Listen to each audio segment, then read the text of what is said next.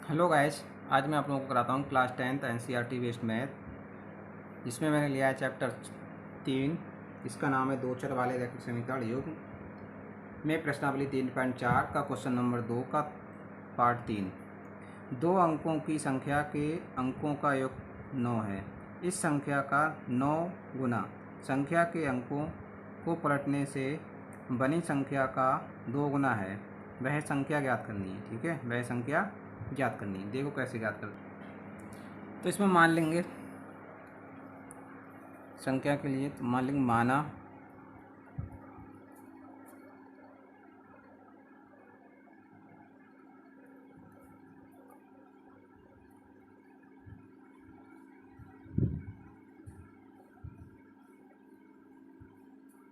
इकाई का अंक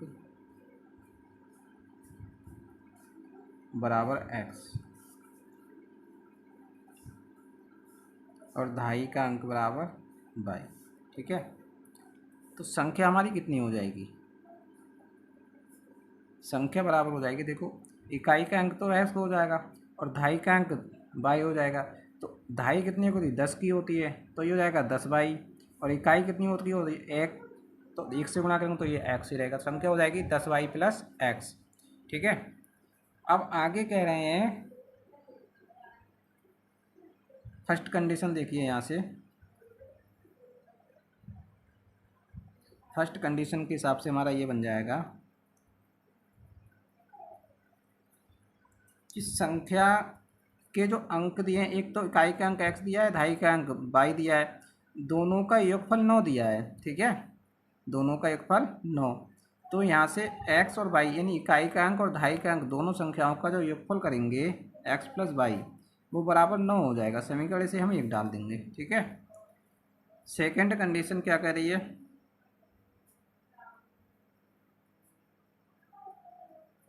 सेकेंड कंडीशन ये कह रही है कि संख्या हमारे पास कितनी दी है?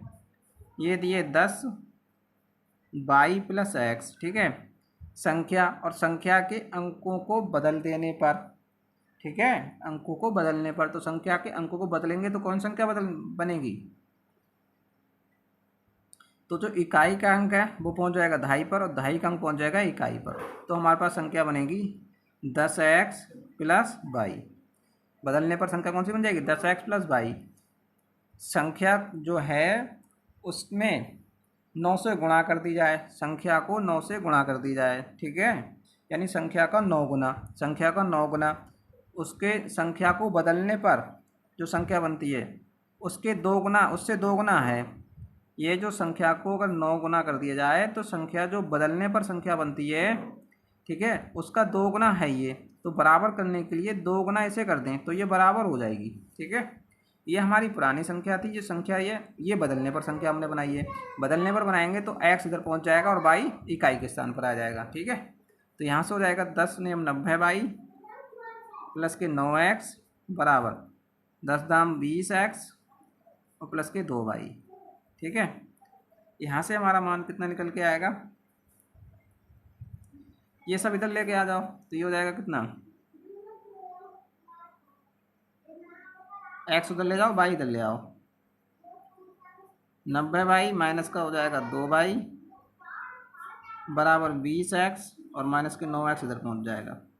यहाँ से बचेगा कितना? 88y बराबर बचेगा कितना? 11x। ठीक है, तो यहाँ से x का मान जो निकल के आएगा वो 88y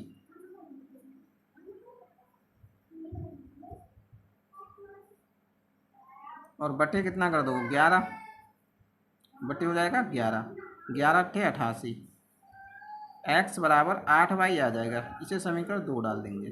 ठीक है, समीकरण 2। अब समीकरण 2 से x का मान हम किस में रख देंगे? समीकरण 1 में रख दो।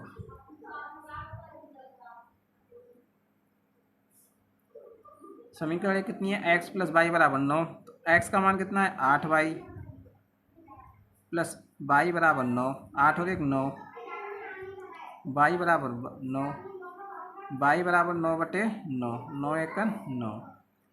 बाई बराबर हमारा कितना आ जाएगा 1। बाई का मान कितना आ गया हमारा निकल के 1, ठीक है। और बाई का मान 1 आ गया निकल के, तो बाई का मान क्या करेंगे हम,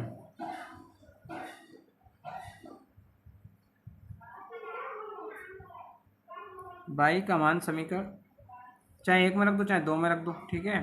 उससे हम किसका मान निकाल लेंगे, एक्स का मान निकाल लेंगे। तो 2 में रख दो समीकरण, 2 में रखने पर, 2 में रखोगे तो कितने हो जाएगा ये, 2 में रखने पर तो हमारा x बराबर 8 बाई दिया है, तो x बराबर कितना हो जाएगा 8, और बाई का मान कितना है 1, तो x बराबर कितना हो जाएगा 8 एकन 8, x का मान ये आ गया, ठीक है। तो अगर हम संख्या निकालें तो संख्या हमारे पास कितनी आ गई, पूछ रहे हैं संख्या ज्ञात कीजिए, तो संख्या बराबर हमारे पास जो आ गई वो हमने मानी थी 10 बाई प्लस x, यही तो मानी थी हमने, ठीक है।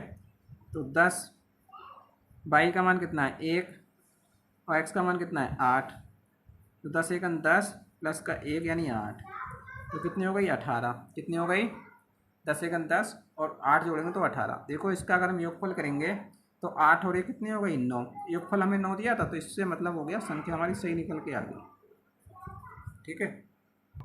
अगला 4 दिया है, इसके बाद क्वेश्चन पार्ट 4 पर दूसरे का, मीना 200,000 रुपये निकालने के लिए बैंक गई, उसने खजांची से 50 रुपये तथा 100 रुपये के नोट देने के लिए कहा। मीना ने कुल 25 नोट प्राप्त किए, ज्ञात कीजिए कि उसने 50 रुपये और 100 रुपये के कितने कितने नोट निकाले, ठीक है। देखिए इसमें मान लेंगे, माना 50 रुपये के नोटों की संख्या बराबर कितनी मान लेंगे x, और 100 रुपये के नोटों की संख्या बराबर बाई, ठीक है। 50 रुपये के नोटों की संख्या कितनी है x, और 100 रुपये की नोटों की संख्या कितनी है बाई। तो पहली कंडीशन देखिए,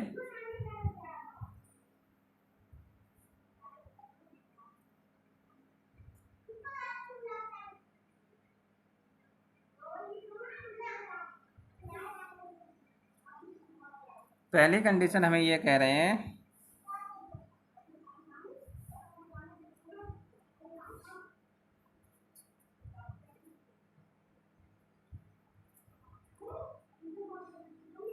पहली कंडीशन के अनुसार ये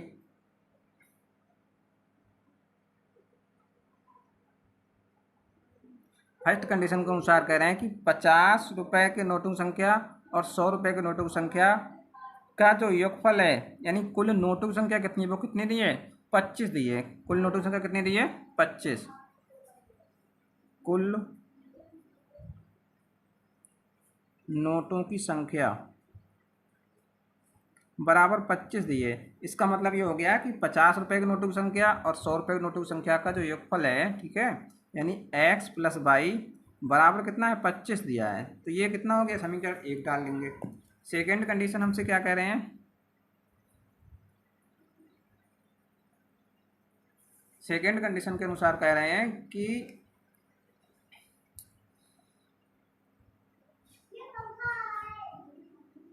कुल कितने रुपए निकाले हैं उसने 2000 रुपये निकाले, कितने निकाले हैं 2000, तो 50 रुपये की नोट संख्या कितनी है x, ठीक है।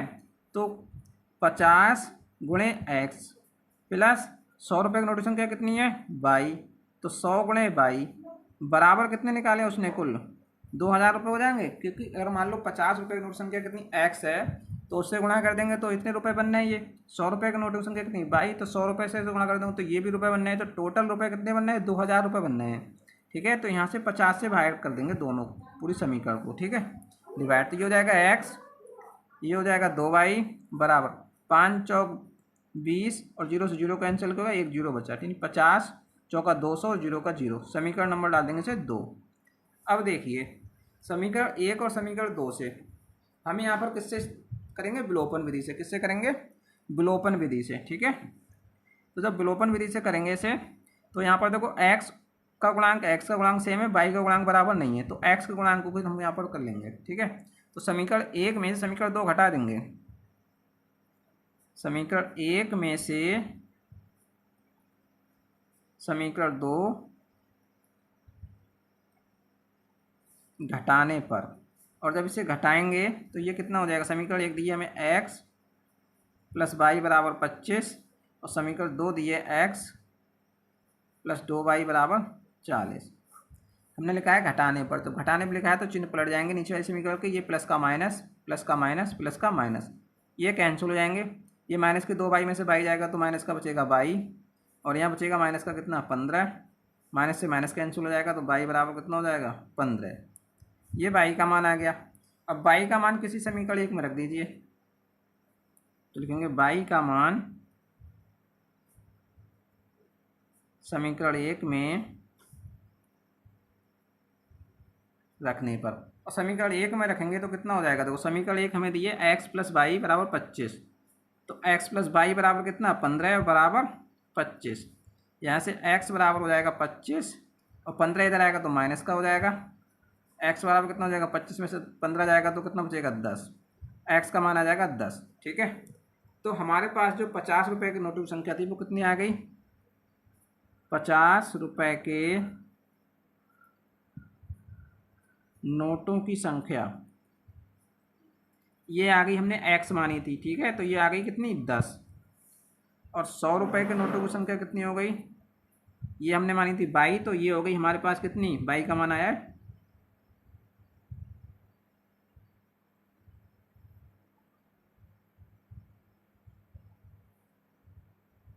15। 22 का मान कितना आया है 15।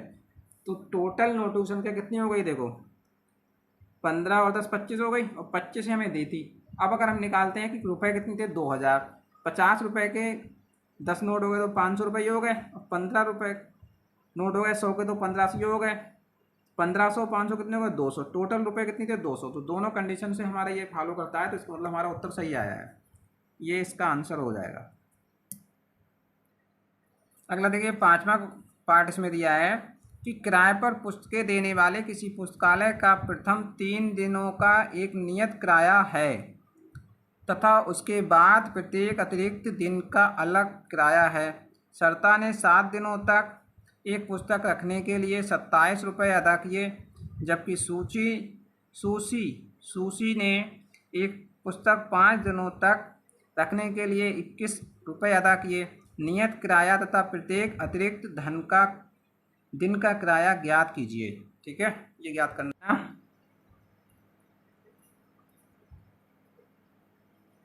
3 दिन का नियत किराया बराबर x रुपये। ठीक है, और प्रत्येक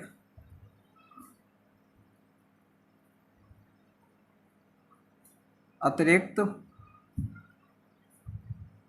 दिन का किराया बराबर 22 रुपये। ठीक है, फर्स्ट कंडीशन के अनुसार देखिए,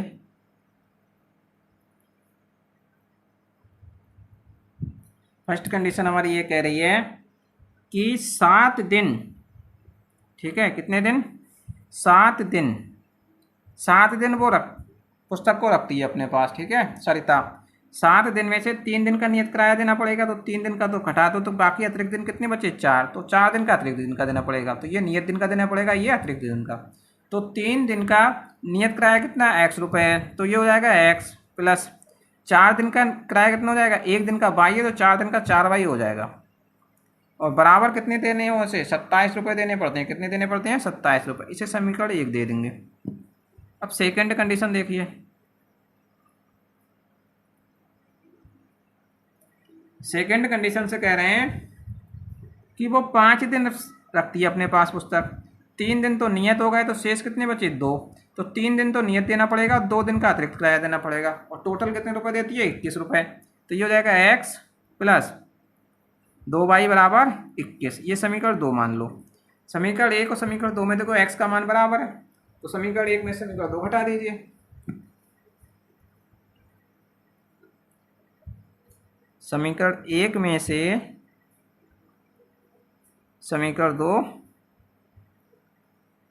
घटाने पर, क्योंकि हम इसे किससे हल कर रहे हैं, इसको कर रहे हैं विलोपन विधि से। ठीक है, तो इसमें क्या करेंगे, तो ये हो जाएगा x प्लस 4y बराबर 27, और ये हो जाएगा x प्लस का 2y बराबर 21। यहाँ से इसे घटाएंगे तो ये प्लस का माइनस प्लस का माइनस प्लस का माइनस ये कैंसिल हो जाएंगे।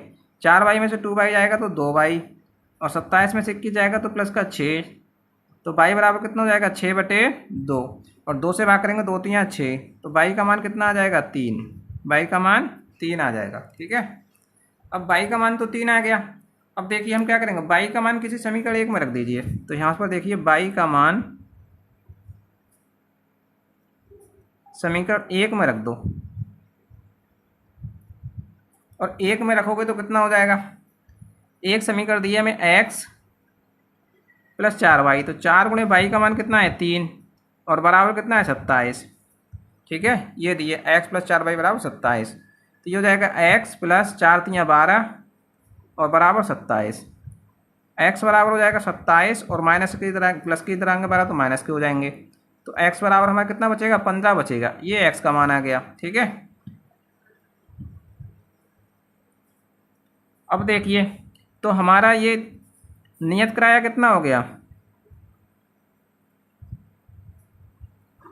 नियत किराया हमने माना था x, तो x का मान कितना आ गया हमारा 15 रुपये। ठीक है, और अतिरिक्त किराया कितना आ गया,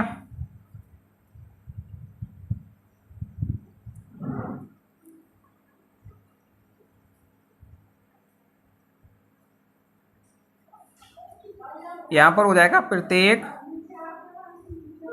दिन, चलो प्रत्येक यही रहने दो, तो प्रत्येक अतिरिक्त दिन का किराया कितना हो जाएगा,